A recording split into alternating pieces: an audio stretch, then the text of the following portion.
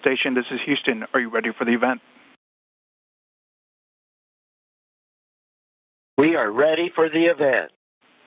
Columbia Space Initiative, this is Mission Control Houston. Please call station for a voice check.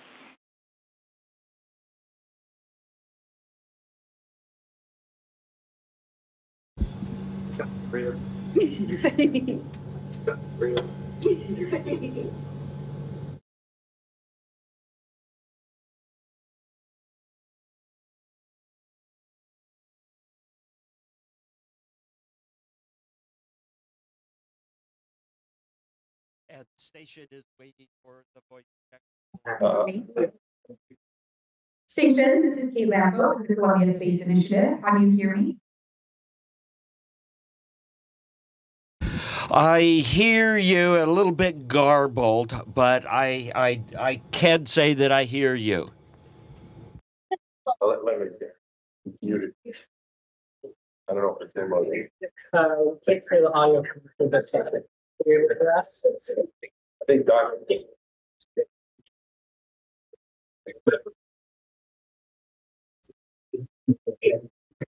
You can out. I can out. Let me get first. You want to? Sad. You can hear people thumbs up. We can't hear you for some reason. If you can hear us, give us a thumbs up. I can hear you, but you sound like you're in the bottom of a 55-gallon drum. You're hard to understand. We're requesting for you to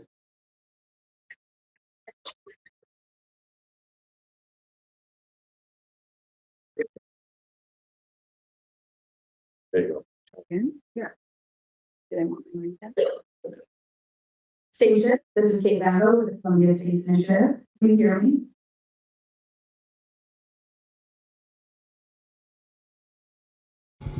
I can hear a voice, but it's too garbled to understand. Can you hear me any better now?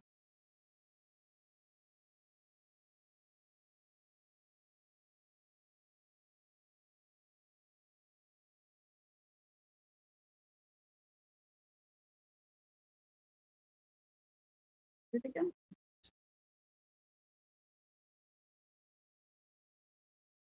Tell them you lost it. We might have just done some. We are telling them also.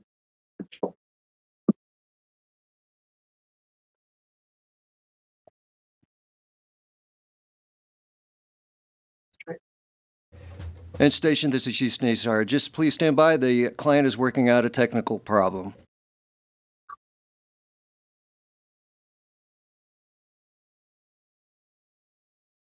Station, this is Kate Lambo with the Columbia Space Initiative. How do you hear me now?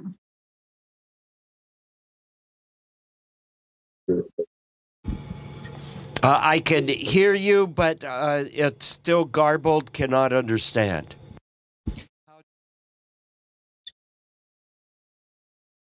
How interesting.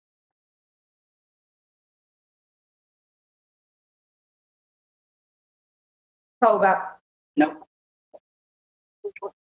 6. How about now?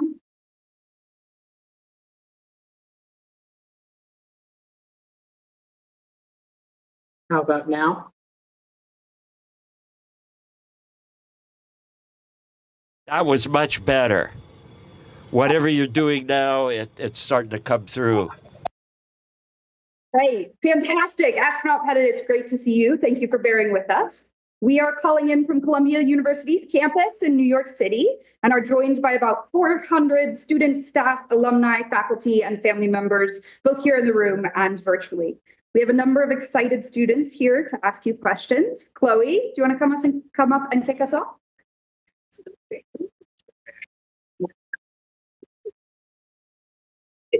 Hello, Astronaut Pettit. Hello, everyone. I'm Chloe. I'm very excited that we finally got those issues worked out and that we get to talk to you today.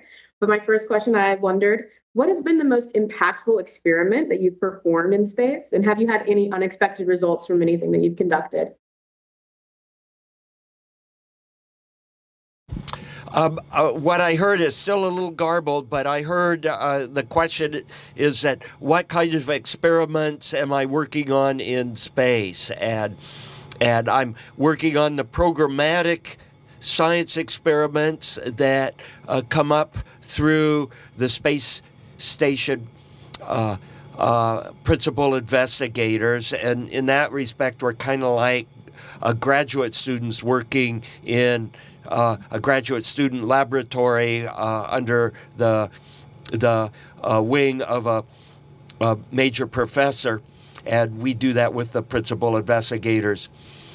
Then in off-duty time, since we're living in an orbiting laboratory, you can do small educational demonstrations and other investigations on your own, and I like to refer to those as science of opportunity, because you have the opportunity living and working in an orbiting laboratory. You can take advantage of that and do some observations at your beckoning on the side. Amazing. Thank you so much. Claudia?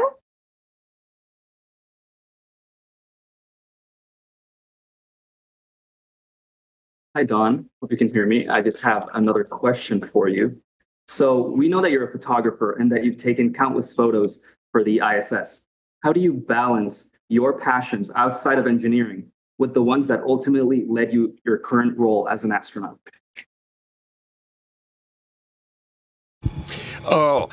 You don't have to balance. What you do is you do both, and you do both as your scientific investigations, and you document it with photography. So it isn't a do one or the other. You do both at the same time. That was great. Thank you. Awesome. Our next question asker is actually a high school student that is joining us today. So Ian, if you want to come up. Hello, my question is, can you tell us about some of your favorite Saturday morning science projects? And do you have any that you could show us? I have a number of little educational demonstrations and or observations I'm working on. And the one that I did this morning has to do with looking at the freezing front of ice. So I have access to minus 95 degrees centigrade freezer here, and I was making wafers of ice. And let me show you, I'm not sure how well this picture shows up.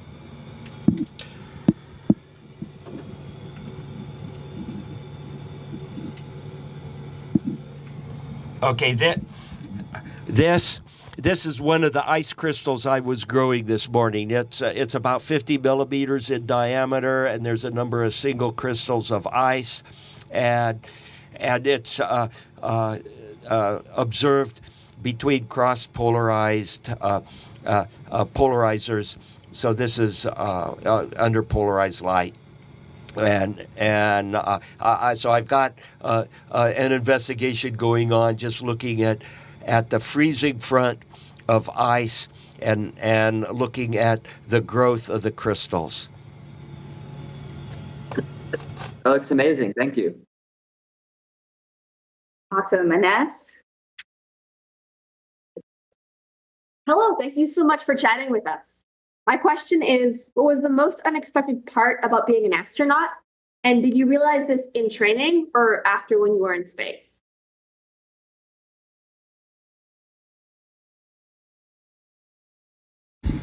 Well, to me, the most unexpected aspect of being an astronaut is learning about all the stuff that you don't know, and sometimes you aren't very good at doing.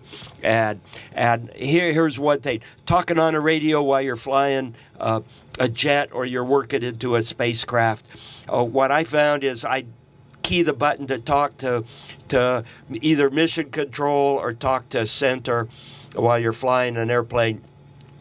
And my brain disconnects, and it's really interesting to talk and fly, or talk and do a highly operational task at the same time. And I didn't know that I couldn't do that very well until I became an astronaut. So going through the training of astronauts with all kinds of classmates that are really, really sharp people, you learn about your strengths, you learn about your weaknesses, and you learn how to work as a team so that you cover other people's weaknesses, and then you in turn get your weaknesses covered. Who knew? Multitasking, critical. All right, Ines, or not Ines, Moises, do you want to come up next? Astronaut Pettit, quick question. So CSI is home to space enthusiasts of all types. We have students that study everything from engineering to biology to astrophysics and public policy. So what is your best advice for college students looking to pursue careers in aerospace? Thank you. I think what you need to do is something that sings to your heart, and you have to be really, really good at doing that. And the best way to be really, really good at doing something is to be working in a field that you really enjoy doing. So it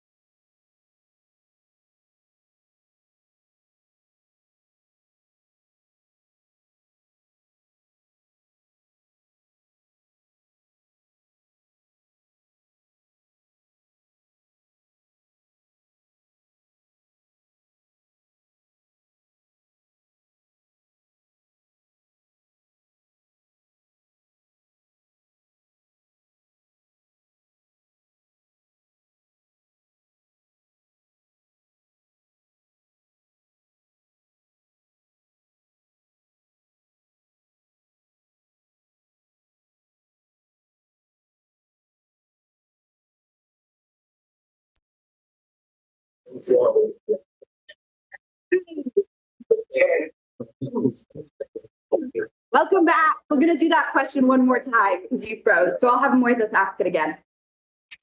Thank you.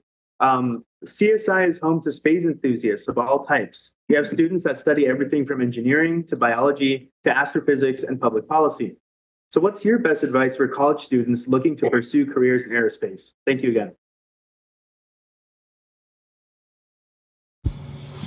I think you should study a discipline that you really, really enjoy, a discipline that sings to your heart, and then you will excel at doing that. Don't go into a field that you don't really like, but you think that maybe it will advance you further to get into the astronaut program. That's not the way to do it. Go into a field that you really, really like, and then work from there to figure out how to become an astronaut. Great advice. Thank you. All right, Robbie.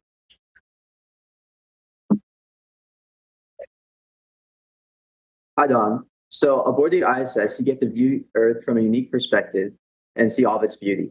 Is there any specific part of Earth that you enjoy orbiting over the most? If so, why?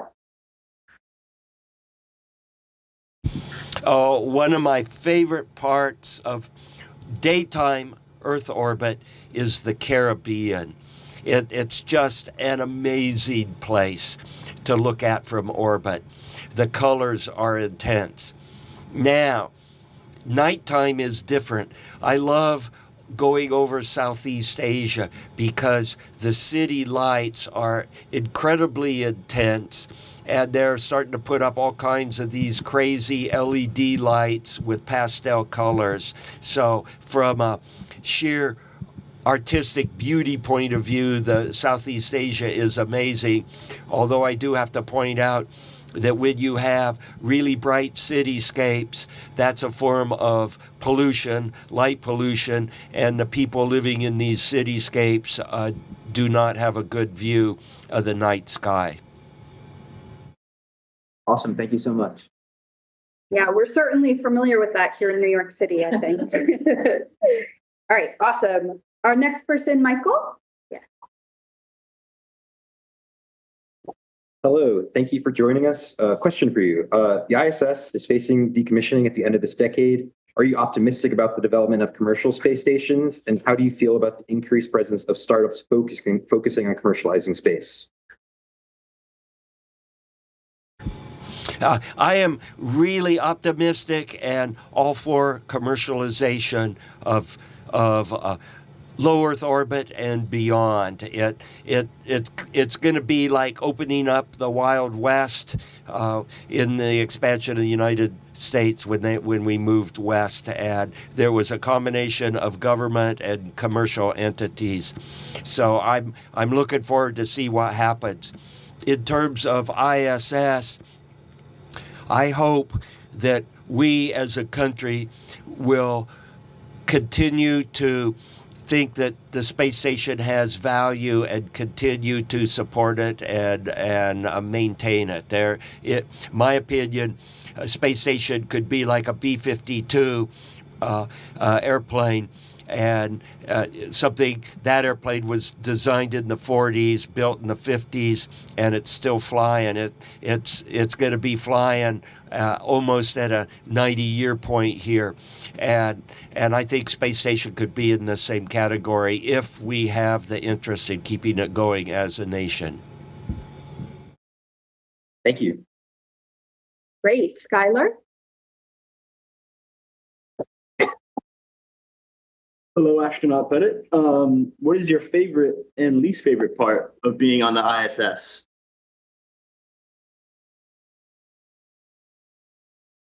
Could you repeat your question again? I'm still having trouble with your audio. It's pretty garbled. Okay. What is your favorite and least favorite part of being on the ISS? My favorite part is being able to fly like Peter Pan. I mean, look, no hands and no feet, no hands.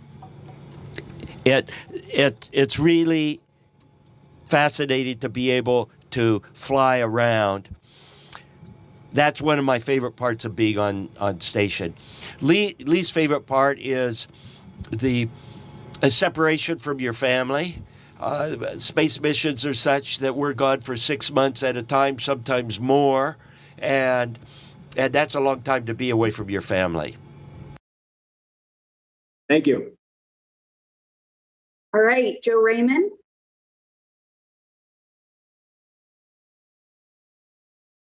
Thank you for speaking with us today. My question is, have you come up with any creative ways to improve your food you eat in space? And do you actually eat the astronaut ice cream they sell in the museums? Yeah.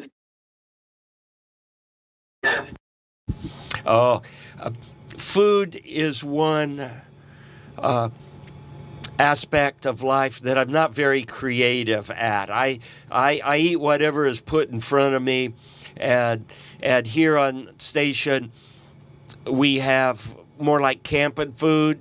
Some of it's freeze-dried, some of it's in these thermal stabilized pouches, and we've got all kinds of spices and things you can put on it, but I'm not creative enough to figure out what kind of spice goes on things. So I just rip open a package and eat what's in the package. I'm kind of boring when it comes to food. However, I will say that I do enjoy good food when I'm around good food. I just am not somebody that can make good food.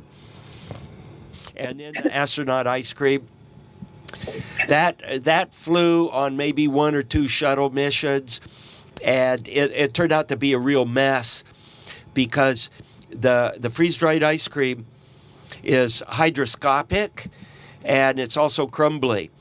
So when you take a bite of the freeze-dried ice cream, it makes dozens of little tiny crumbs of freeze-dried ice cream. And since they're hygroscopic, they rapidly absorb water vapor from the air and turn back into little blobs of ice cream that float all around and stick to the wall and stick to you and stick to everything and make a mess. So astronaut ice cream is a great idea in concept, but in operation, like so many things, it just didn't cut it. So I've never had astronaut ice cream in space. I tasted it once as a kid, and that's it. Fantastic note. We're going to take a quick group photo with you, Dawn. So if you can just stay there, we'll arrange in the room, and then we'll end the downlink. If you have CSI shirts on and you want to come up to the front, do that now, rapidly. Dawn, you want to come up to the front, do that now. While you guys are getting your group photo, let me explain a little bit about where I am. I'm in this module called the cupola, and it has 7 windows that are arranged in approximately into a hemisphere. And we are currently seeing a daytime pass over Earth, and you can see a Soyuz vehicle over my head. You can see a solar panel, a circular solar panel. You can see another spacecraft to my left, and then another one of the modules here to my right. And then, of course, you get this amazing view of planet Earth. Certainly is a stellar view. Prof. Mike, did you want to say anything?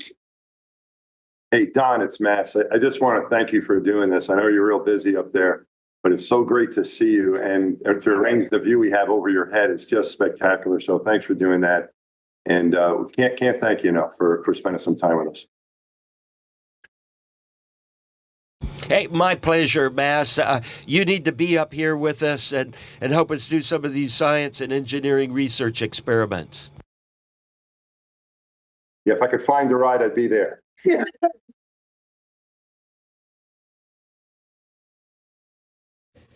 Station, this is Houston ACR. That concludes the event. Thank you.